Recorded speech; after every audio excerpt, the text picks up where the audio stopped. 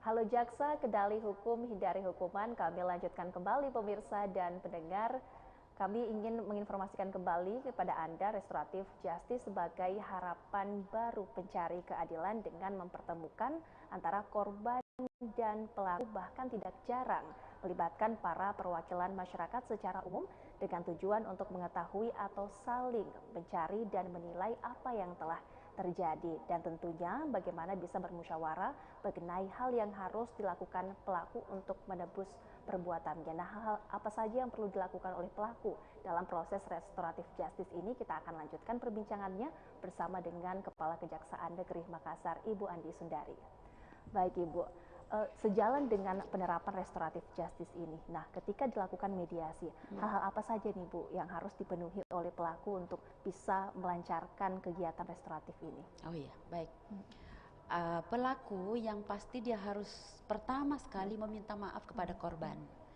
Apabila korbannya setuju untuk memberikan maaf, maka kita bisa tindak lanjuti proses itu. Nah, tergantung pasal yang dilanggar. Apabila pasal itu ada kerugian yang timbul dari korban, maka juga dimediasikan. Apakah korban menuntut haknya yang sudah hilang akibat perbuatan dari tersangka? Nah, ini dikomunikasikan termasuk materi yang kita bicarakan dalam proses perdamaian. Yang kedua, apabila misalnya korban ini adalah korban yang kemudian menyangkut jiwa, menyangkut diri, contoh misalnya penganiayaan. Penganiayaan itu kan berarti ada luka. Nah, apakah si korban ini menuntut untuk diganti biaya pengobatannya? Nah, itu termasuk materi-materi. Apabila kesepakatan itu sudah tercapai antara korban dengan tersangka, keluarga masing-masing, maka kita tindak lanjuti dengan membuat surat kesepakatan perdamaian untuk kedua belah pihak. Yang menjadi saksi adalah para keluarganya dan tokoh masyarakat, kemudian penyidik, tokoh agama.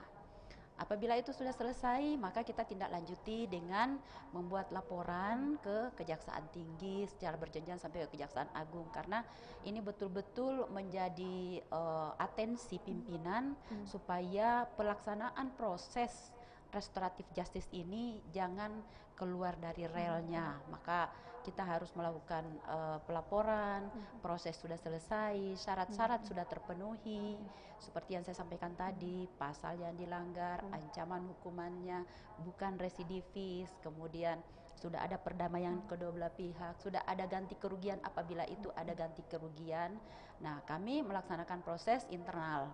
Apabila pimpinan sudah menyetujui, maka ada surat pelaksanaan, surat ketetapan penghentian penuntutan. Kami undang lagi si korban sama tersangka untuk menyampaikan itu, bahwa perkaranya sudah selesai tanpa melalui proses persidangan di pengadilan. Ketika kemudian Bu ada kasus terkait dengan penganiayaan di mana korban ini menolak untuk bertemu dengan pelaku, apakah itu juga pernah terjadi? Pernah. Jadi ada juga yang kita hadapi bahwa kita anggap bahwa ini bisa kita laksanakan proses penyelesaian melalui RJ, tapi begitu kita undang ternyata korban itu tidak mau, atau mungkin keluarganya yang tidak mau, maka kita tidak tertutup kewenangan untuk menyelesaikan perkara itu dengan melimpahkan ke pengadilan. Artinya RJ tidak tercapai karena kesepakatan perdamaian tidak tercapai antara kedua belah pihak. Nah, kita limpahkan ke pengadilan, tetapi dengan treatment juga yang berbeda dengan yang lain yang sebelum kita lakukan upaya RJ. Nah, pelimpahannya itu kalau bisa dengan acara pemeriksaan singkat.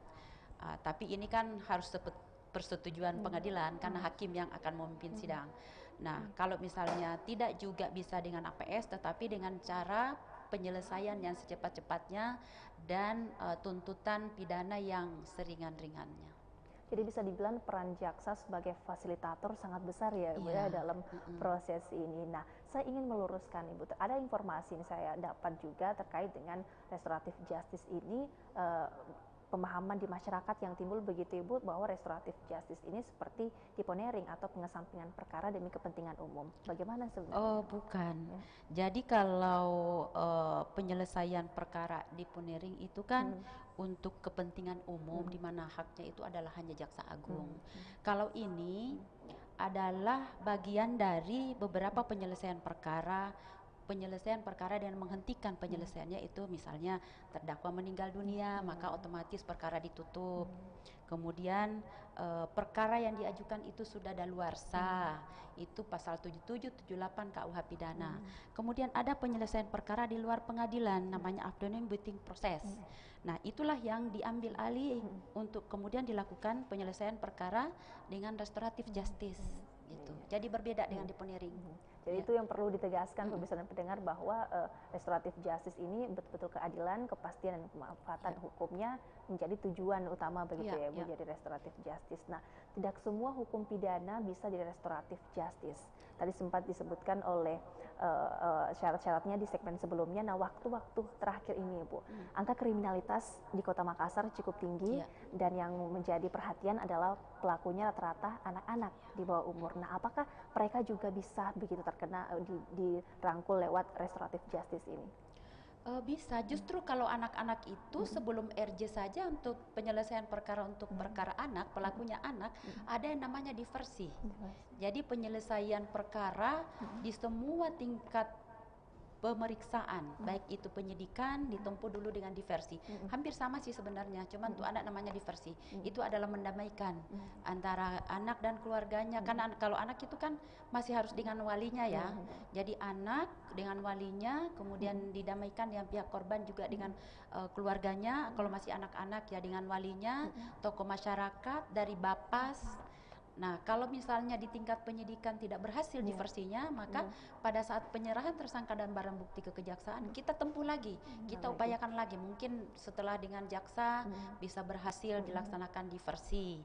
Nanti pada saat seandainya tidak juga berhasil diversi atau temukan perdamaian antara kedua belah pihak, dibawa ke persidangan. Di persidangan oleh hakim diupayakan lagi diversi. Itu untuk anak-anak, memang ada khusus dia, namanya diversi. Diversi ya Bu ya, baik.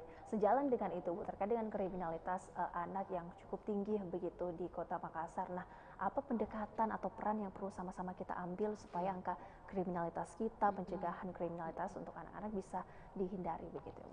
Saya rasa semua pihak ya, bukan hanya bilang kita penegak hukum itu kan sudah represif kalau penegakan hukum. Perlu penanganan dari semua lini, semua lapisan. Dan yang paling penting adalah orang tua dan tokoh-tokoh masyarakat di sekitarnya. Karena orang tualah yang paling tahu seperti apa anaknya. Orang tualah yang paling bisa merangkul anak-anaknya bersama tokoh-tokoh masyarakat atau tokoh-tokoh yang dituakan di wilayahnya itu. Karena memang sangat mengkhawatirkan ya, perkara-perkara anak sangat bervariasi di Kota Makassar. Bukan hanya kriminal biasa, bahkan kriminal tanda kutip ya, susila, jangan banyak juga yang dilakukan oleh anak-anak, baik anak-anak dengan sama anak-anak maupun orang tua dengan anak, tapi anak-anak pun juga di bawah umur banyak yang seperti itu. Jadi semua lini perlu mengambil peran ya Bu ya untuk adik-adik khususnya kita. dunia pendidikan juga karena rata-rata ini anak putus sekolah. Yang melakukan tindak pidana itu rata-rata anak putus sekolah. Baik Ibu, pembahasannya makin seru pemirsa dan pendengar, tapi kita harus jeda terlebih dahulu di segmen terakhir. Pemirsa dan pendengar, kami akan lanjutkan usai jeda berikut ini.